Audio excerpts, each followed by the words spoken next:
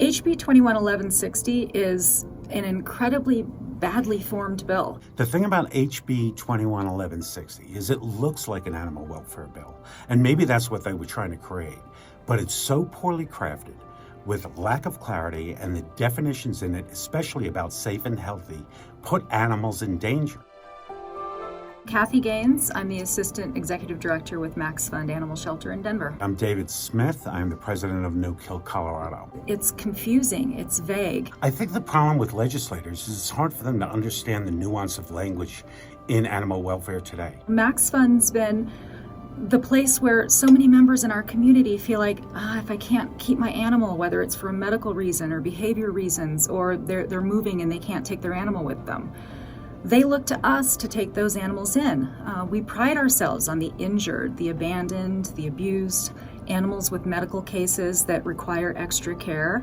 And this bill is leaving us questioning, can we continue for another 30 years with our business model? Not only does it put animals in danger, but it also puts small and underfunded rescues and shelters across Colorado at risk of having to decide between saving an animal and not saving an animal. There's been huge inroads in behavioral and medical treatments in the animal industry, and why can't we make a bill that's going to push us further towards helping more animals instead of accepting a bill in our state legislature that demands that we do less? If we look at animals as healthy or treatable, we can save every healthy or treatable homeless pet in Colorado. We know that. We almost do that today.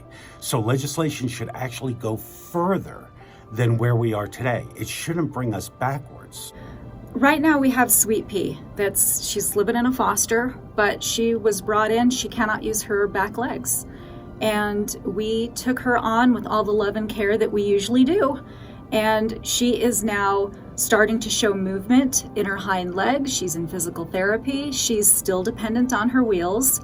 But those are the cases that fill our heart with joy. And that's what makes MaxFund what it is and what it's been for over 30 years. And we want to be able to continue doing that. If we can't create legislation that raises the bar of accountability in Colorado shelters, then what is the point of the bill in the first place besides to legislate the status quo in Colorado? We can do better. The bill says safe and healthy.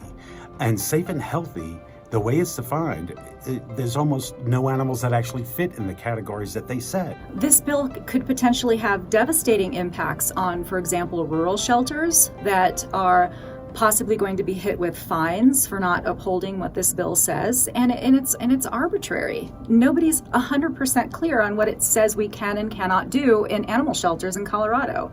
And we want clarity, we want to be brought to the table, and we want to work together with shelters to build a bill that raises standards in Colorado. This one doesn't do that. The next stage of this bill is the Senate committee meeting for the Ag Committee of the Senate. That's going to take place on April 22nd. We really need people to get online. Go to maxfund.org and check out our latest news, and you can stay updated on ways to help. Right now, we really need people to write the senators of the Ag Committee. All of their contact information is on our website. Please send them emails and let them know that you oppose HB 21-1160 so that we can work together to form a better bill for Colorado.